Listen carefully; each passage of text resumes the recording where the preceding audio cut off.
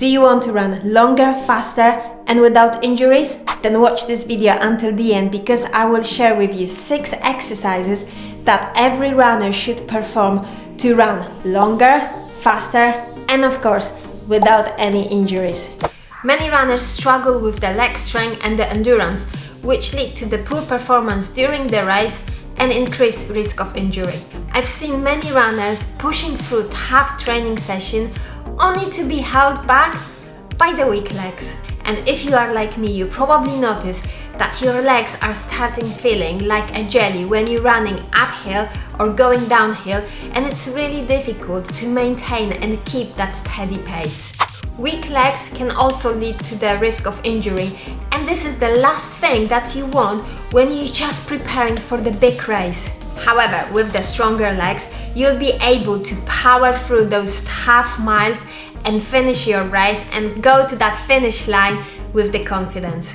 One reason why the runners struggle with the leg strength, it's because they concentrating too much on the cardio sessions and about going through the speed session, the tempo runs and all other things, and not concentrating on the strength training exercises. I get that, it's really exciting just to, see how many miles you've been running or with what pace you've been running.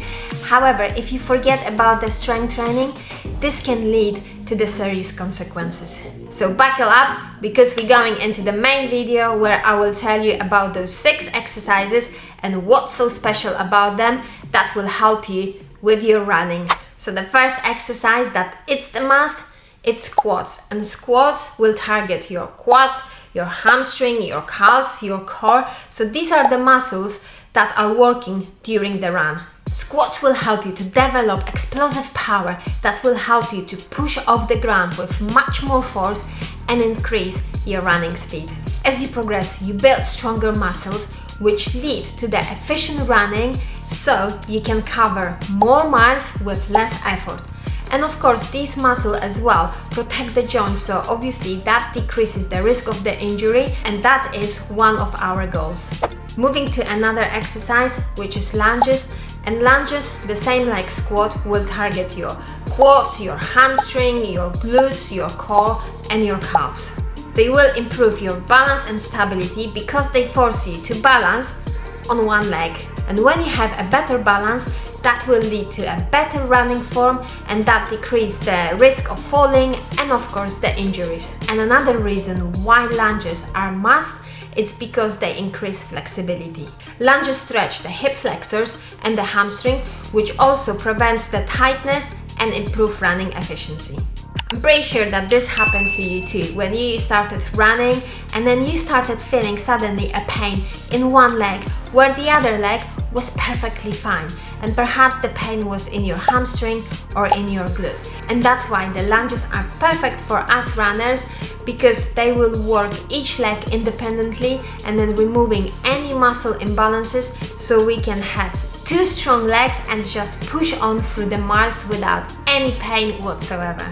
And while we are on the single leg exercises, I couldn't not to include the step up. So the step up, the same like the lunges, they will work each leg independently, so removing any imbalances in the muscles. And also the same like the squats and the lunges, they will target your glutes, your hamstrings, your quads, your calves, and of course the core. But the beauty of this exercise is that they closely mimic the action of running uphill, so making them the perfect training tool. And they will help you with the uphill cadence, which is essential to the efficient running. The 4th exercise is the glute bridge. And as the name suggests, it targets the glutes, which is the main group of muscle in running, in providing the power and the stability. And stronger glutes can lead to the more powerful strides, which also increase the speed. And glute bridges will also help you with the hip mobility, and this will lead to the decreased risk of the injuries, for example like the hamstring strain. And this is another exercise that will target your core, and it will reduce the risk of pain in the back. So while we touch the subject on the hamstring, let me introduce you to another exercise, which is the hamstring bridges, or the harder version, the hamstring rollout. So the hamstring bridges, again, as the name suggests, it targets mainly the hamstrings. and obviously they are crucial for the running, for providing the power and the stability. And the same like with the glute bridges, this exercise improves the hip mobility, which again decreases the risk of the injuries like the hamstring strain. But that's not it, because hamstring bridges will also help you to improve your running posture, which again, it will help you with the running efficiency and avoiding any other injuries. Okay, and you may ask, Max, why don't I just concentrate on the squats and lunges, which will target the glutes and the hamstring? Well, because these exercises will target these muscles at the different level and at the different angle.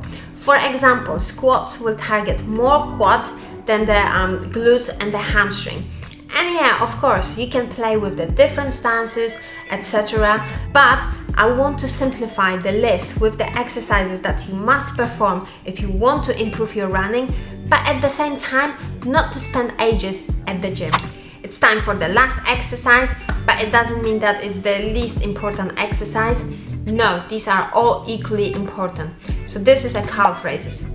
And you know it. This, as the name suggests, will target your calves, which are very crucial for pushing off the ground, providing the power and the propulsion during running.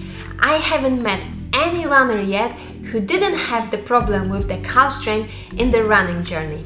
It's because if your muscles is weak and overused, it says, that's it, I'm injured, you need to stop and start looking after me.